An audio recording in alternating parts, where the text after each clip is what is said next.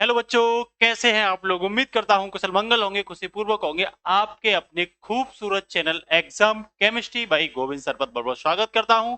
बहुत बहुत अभिनंदन करता हूं। आई होप आपकी पढ़ाई बहुत ही अच्छी चल रही होगी। जैसा कि बच्चों आप पता है, कल हमने आपका बिलियन चैप्टर फिनिश किया था। आज स्टार्ट करने वाले हैं, जैसा कि आप बोर्ड पर देख रहे हैं, केमिकल काइनेमेटिक्स मतलब रासायनिक बलगतिकी चैप्टर को बेटा आज हम बच्चों स्टार्ट करने वाले हैं। बताइए मेरी ऑडियो वीडियो एकदम से सबके पास क्लियर है ना बेटा। तो सबसे पहले हमें यह जानना होगा मेरे बच्चों कि ये रासायनिक बलगतिकी क्या होता है। ध्यान रखो सभी नए बच्चे जो हैं, जितने भी नए बच्चे हैं बेटा, चैनल को सबसे पहले सब्सक्राइब करके जो स्क्रीन पर नंबर है बेटा, इस नंबर पर आप लोग हेलो लिखकर भेजिए तेजी के साथ। तो बेटा सबसे पहले हम जानेंगे, चैप्टर है हमारा रासायनिक बलगतिकी। रासायनिक बलगतिकी कौन सा है बेटा? रासायनिक बलगतिकी से केमिकल काइनेमेटिक्स कहते हैं बच्चों। क्या कहते हैं? Chemical kinematics. Chemical chemical kinetics. ठीक है भाई।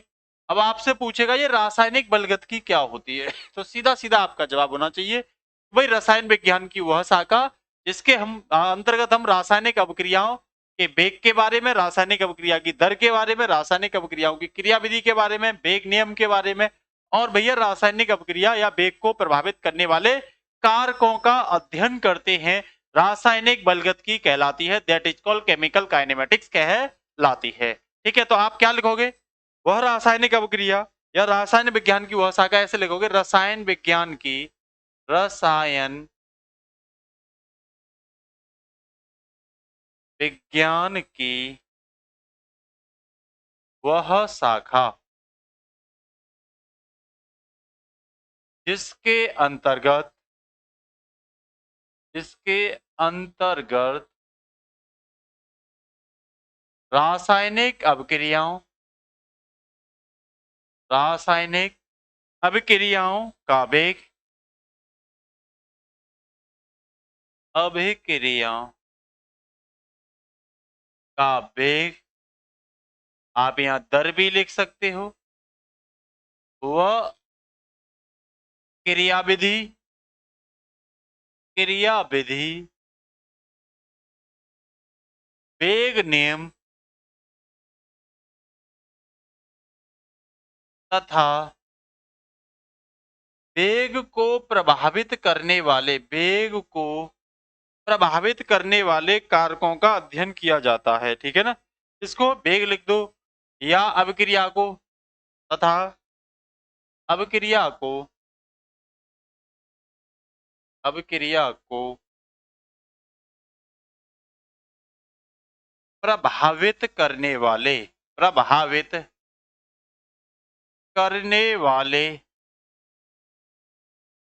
कारकों का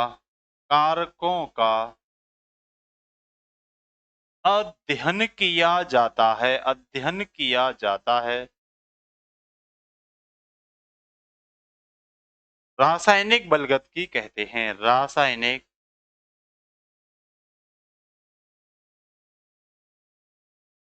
बलगतिकी कहते हैं। क्या कहते हैं बेटा?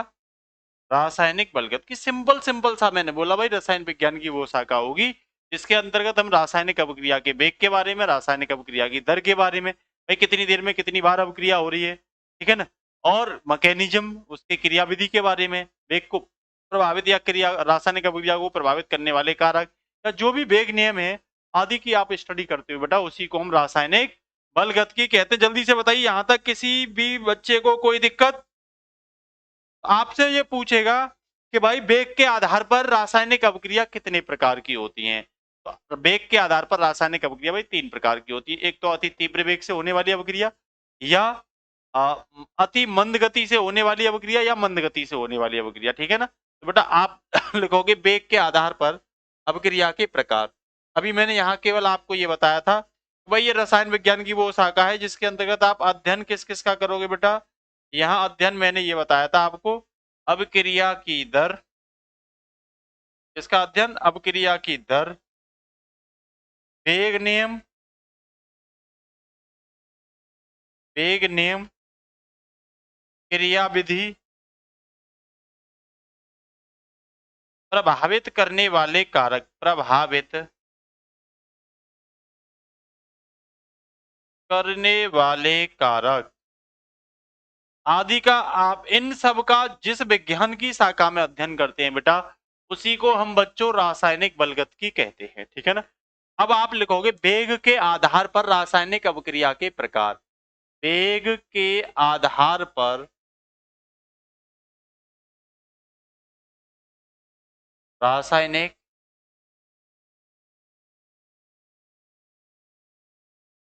अभिक्रिया के प्रकार।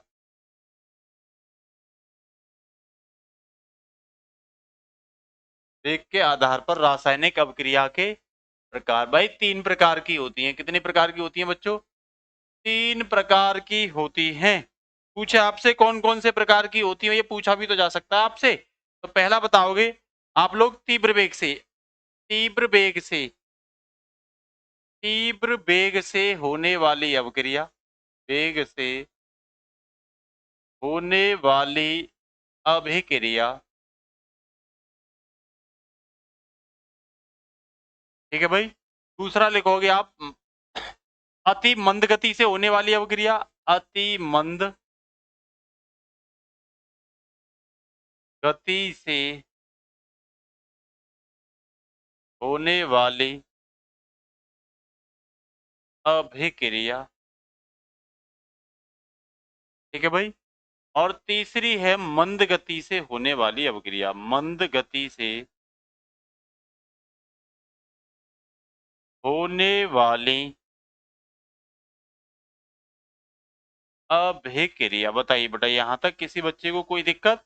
अगर समझ में आया तो बेटा जीएसकेडी लिख दो फटाफट मेरे बच्चों, तेजी से जीएसकेडी लिख दो, तेजी से बच्चों जीएसकेडी लिख दो। चलते हैं पहली हेडिंग की ओर मेरे बच्चों, पहली हेडिंग की ओर बच्चा चलते हैं। अति तीव्र वेग से होने वाली अभिक्रिया, पहली हेडिंग डालिए, अति तीव्र वेग से, वेग से होने वाली अभिक्रिया, अति तीव्र वेग से होने वाली अभिक्रिया। भाई तीव्र वेग का मतलब समझ ही रहे हो ना, अभिक्रिया कराई और बहुत ही स्पीड से, मतलब कुछ ही सेकंड में अभिक्रिया हो गई, कुछ ही सेकंड में बेटा क्या हो गई?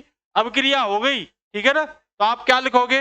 वे रासायनिक अभिक्रियाएं जो 1 सेकंड से भी बहुत कम समय में क्या हो जाती हैं? पूर्ण हो जाती हैं। ठीक है ना। तो क्या लिखोगे? वे रासायनिक अभिक्रियाएं, वे रासायनिक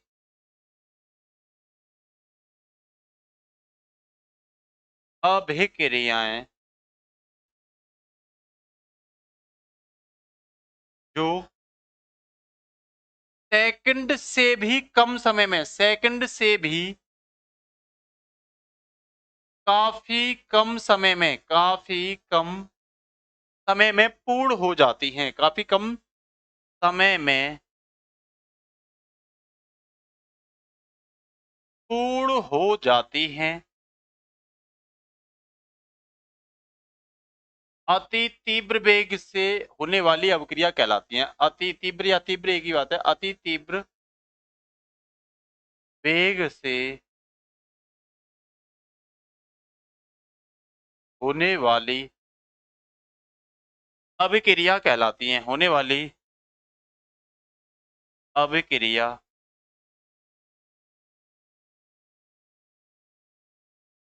कहलाती हैं। अति तीव्र वेग से होने वाली, भाई साहब ये तो इतनी तेजी से होंगी कि पता भी नहीं चलेगी।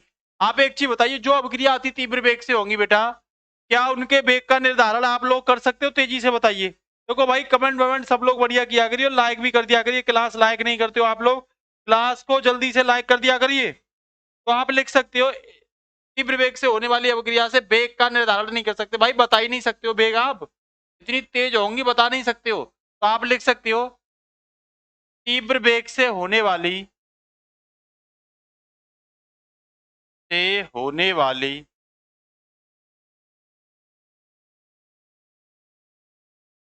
अभिक्रिया द्वारा वेग का निर्धारण नहीं किया जा सकता। वेग का निर्धारण नहीं किया जा सकता। वेग का निर्धारण नहीं किया जा सकता। भाई नहीं कर सकते किसी भी हाल में। आप अति तीव्र वेग से होने वाली अवक्रियाओं से बेटा वेग का निर्धारण मेरे बच्चों नहीं कर सकते हो। ठीक है, ना ही अवक्रिया की दर निकाल सकते हो, ना ही अवक्रिया का वेग कितनी तेज होती है आप मापन द्वारा नहीं ज्ञात कर सकते।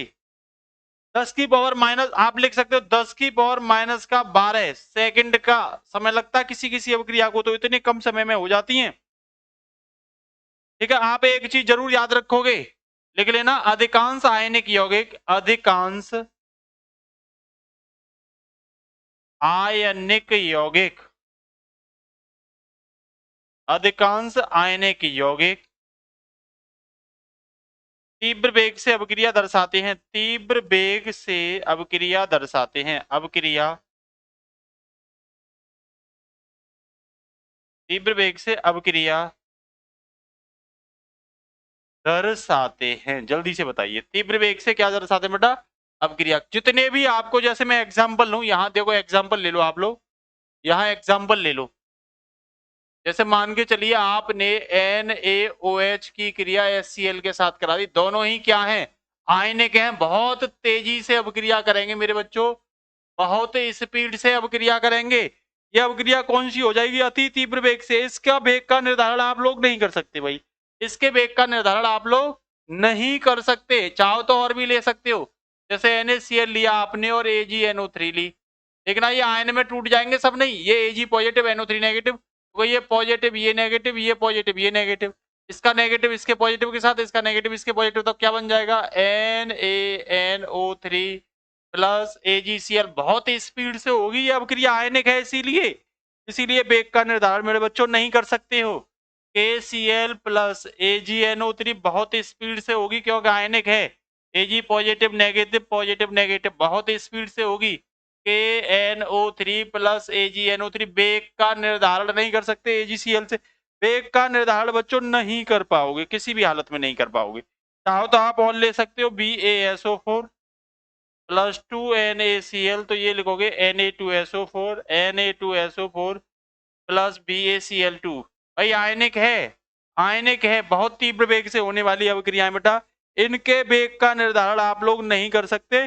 तो आप लोग इस चीज को दिमाग में नोट कर लो कि भाई जो आयनिक अवक्रियाएं होती हैं उनके वेग का निर्धारण बच्चों आप लोग नहीं कर सकते, ये दिमाग में डाल लो। अति तीव्र वेग से होने वाली अवक्रियाओं के वेग का निर्धारण आप लोग नहीं कर सकते। बताइए कोई दिक्कत किसी बच्चे को? तेजी के साथ बताइए, किसी भी बच्चे को कोई भी समस्या बताइए बेटा।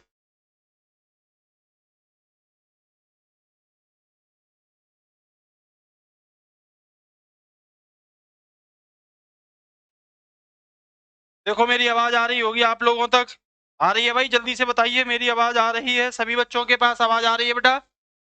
ठीक है, बहुत अच्छे। तो बेटा आगे चलिए, सेकंड डालते हैं बेटा, अति मंद अभिक्रिया है ना, very slow reaction, very slow reaction, ठीक है ना। दूसरी हेडिंग है बेटा अति मंद अभिक्रिया, अति मंद गति से होने वाली अभिक्रिया, मंद गति से होने वाली अभिक्रिया।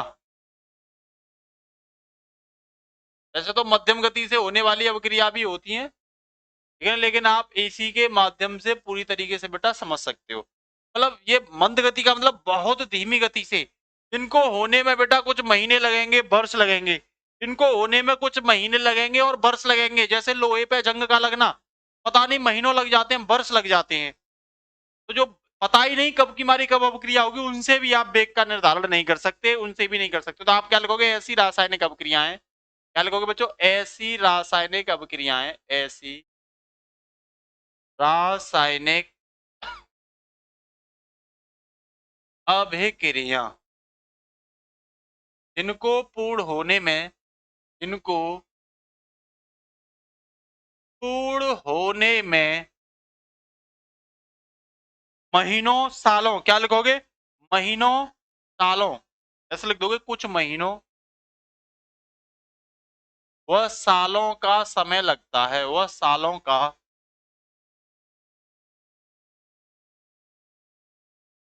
समय लगता है।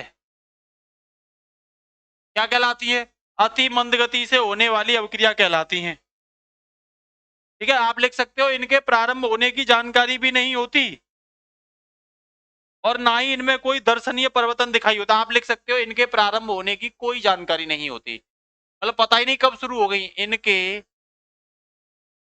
प्रारंभ होने की, या इनकी प्रारंभिक लिख सकते हो, कुछ भी लिख सकते हो, ठीक है ना। इनके प्रारंभ होने की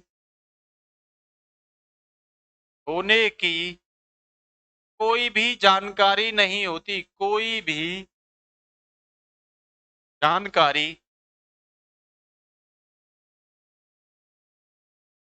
नहीं होती है,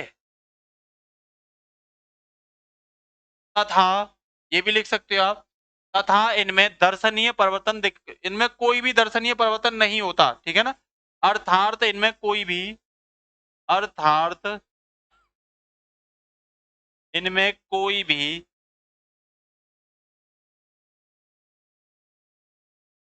दर्शनीय परिवर्तन नहीं होता है, कोई भी दर्शनीय परिवर्तन नहीं होता। आप लिख सकते हो भाई, अब ये पता ही नहीं है कब की मारी, कब रिएक्शन स्टार्ट हुई थी, कब खत्म होगी, नहीं बता सकते, तो इसके मतलब तो ये हो गया भाई, इससे भी आप वेग निर्धारित नहीं कर सकते भाई। तो लिख सकते हो इसके माध्यम से भी, इस अभिक्रिया के माध्यम से भी, इस अभिक्रिया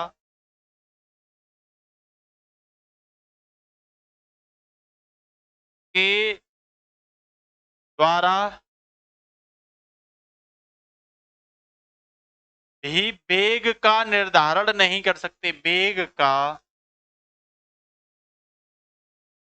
निर्धारण नहीं कर सकते भाई। इसके द्वारा भी आप लोग क्या नहीं कर सकते, वेग का निर्धारण नहीं कर सकते बच्चों, नहीं कर सकते। जैसे लिख लेना, जैसे लोहे पर जंग का लगना, लोहे पर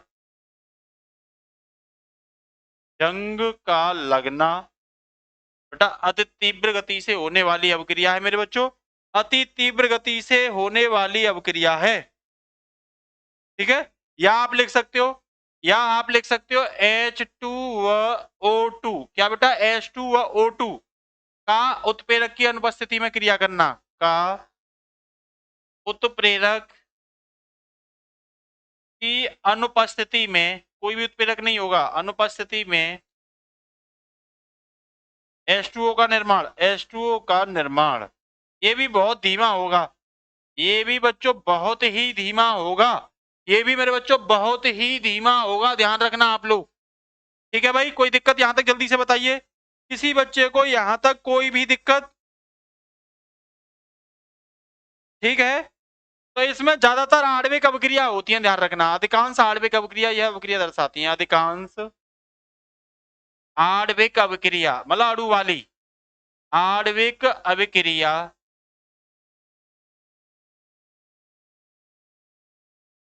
होती हैं,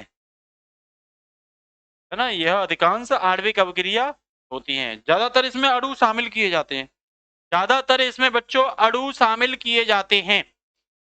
इसके साथ ही है मेरे बच्चों मंद गति से होने वाली अभिक्रिया, तीसरी है मंद गति से, ये इसके डी लिखो फटाफट, मंद गति से होने वाली अभिक्रिया, मंद गति से होने वाली अभिक्रिया मतलब ये धीमी गति से होगी, ठीक है ना, स्लोली रिएक्शन। तो आप लिख सकते हो ऐसी अभिक्रिया जिनको पूरा होने में कुछ मिनट या कुछ घंटों का समय लगता है बेटा, मंद गति से होती है। कुछ मिनट या कुछ घंटा वाली को तो आप वेग बता सकते हो, ये इतने घंटे में हुई थी, ये इतने घंटे में हुई थी, तो आसानी से आप वेग बता सकते हो। बताइए कोई दिक्कत यहां तक, जल्दी बोलिए। तो आप लिख सकते हो ऐसी रासायनिक अभिक्रिया जिनको पूर्ण होने में, ऐसी रासायनिक अभिक्रिया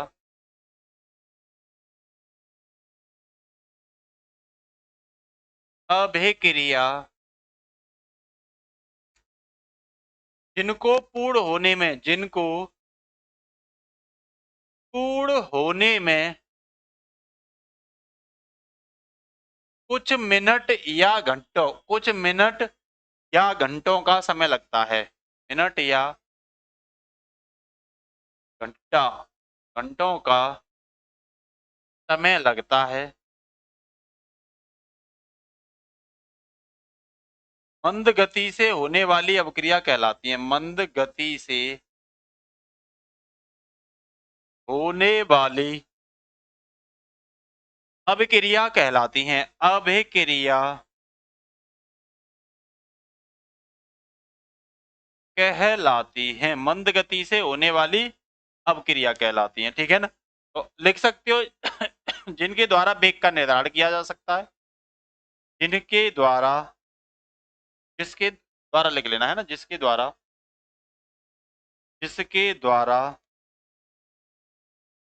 अभिक्रिया वेग का निर्धारण किया जा सकता है। अभिक्रिया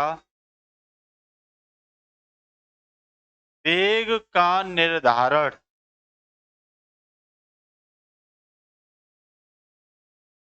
किया जा सकता है।